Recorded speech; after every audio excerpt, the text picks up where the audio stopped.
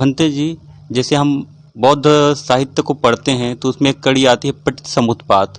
तो इसके बारे में हमारे दर्शकों को बताइए कि वो पठित समुत्पाद क्या है। प्रतीत्य समुत्पाद जो हिंदी कहते हैं उसको पटिच्च समुत्पाद। पटिच्च समुत्पाद माने ये जो 12 कड़ियाँ हैं अविद्या के कारण पैदा होती है। 12 कड़ियाँ वो उसकी विलोम है, अनुलोम और विलोम ऐसी 24 कड़ियाँ हैं।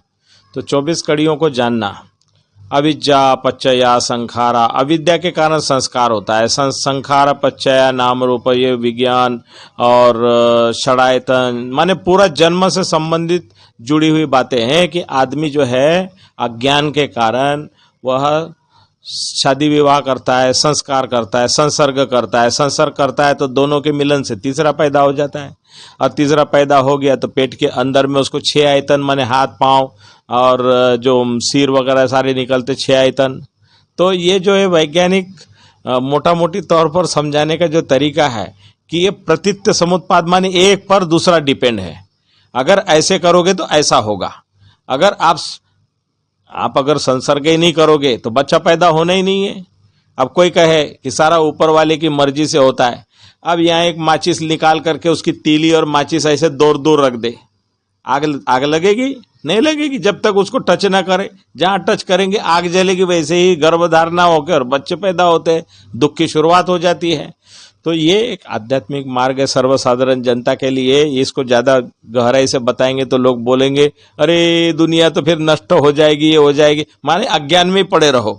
तो जो आदमी अज्ञान को जान लेता है, माने ज्ञानी हो जाता है, समझदार होता है कि इस वजह से ये होती है, ये वजह से ये होती है, ये वजह से ये होती है, तो उसी की ये जो 12 कड़ियाँ हैं, अनुलोम माने अविद्या के कारण संस्कार, संस्कार के कारण नाम रूप, नाम रूप के कारण 6 आयतन, फिर एक सारा जो जंजाल 12 कड़ियों का है।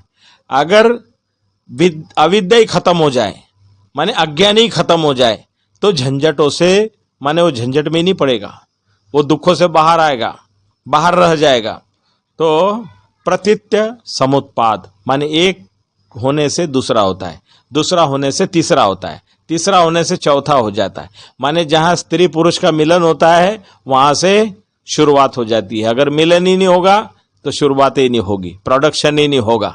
तो अविद्या पच्चया संखारा, संखार पच्चया विज्ञान, विज्ञान पच्चया नाम रूप सरायतन, ये सारा पूरा 12 जो कड़ियां हैं ये एक पर एक डिपेंड है। तो ये डिपेंड है। अगर अविद्या ही नहीं रही, माने जानकार हो विद्या, तो झंझटों में नहीं पढ़ा, तो ये सारे दुख चक्र से बाहर रह गया। तो दुख चक्र को जान लिया, धम्म चक्र अगर उसके अंदर गतिमान हो गया, तो धम्म चक्र गतिमान हो गया तो धम्म मार्ग पर चलेगा, ज़्यादा दुख चक्र को नहीं बढ़ाएगा। तो क्या होगा? सुख शांति का जीवन जिएगा, सन्यासी वैरागी का अपना जीवन जिएगा, और दुख को समझ करके संसार चक्र को ज़्यादा है माने उसमें नहीं उलझेगा। तो ये बात जो है अविद्या पच्चया संखारा यो प्रतीत्य समुत्पाद माने प्रति उत्पन्न, एक है तो दूसरा है, ऐसे है इसलिए ऐसे है। अगर ऐसे ही नहीं है तो कुछ होना जाना ही नहीं है। तो अगर जन्म ही नहीं होगा तो मरने का सवाल ही नहीं आता है।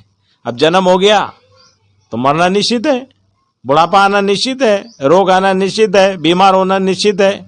अगर वो जन्म ही नहीं दिया होता तो सारे झंझटों से वो होने का सवाल ही नहीं था। तो ये प्रतीत्य समुत्पाद जो शब्द है, पटिच्च समुत्पादो पाली में, तो ये एक वैज्ञानिक चिंतन मनन जैसे है। और ये फिलॉसफी जो है ये प्रैक्टिकल है। हमारी तृष्णा ही जो है कि घर बनाना है, तो जहाँ घर बनाने के विचार आएगा तो सामान इकट्ठा करेंगे, फिर लगे रहेंगे, फिर जोड़ते रहेंगे, फिर बनाएंगे। अब सर घर बन गया तो फिर उसका डेंटिंग पेंटिंग लीपन पोतन करना पड़ेगा, एक दिन वो भी गिर जाएगा। अब बनाए नहीं तो गिरने का सवाल ही नहीं है। तो इस तरह का ये प्रतीत्य समुत्पाद है। साधु साधु, आपने इतनी अच्छी जानकारी पठित समुत्पाद के बारे में दी।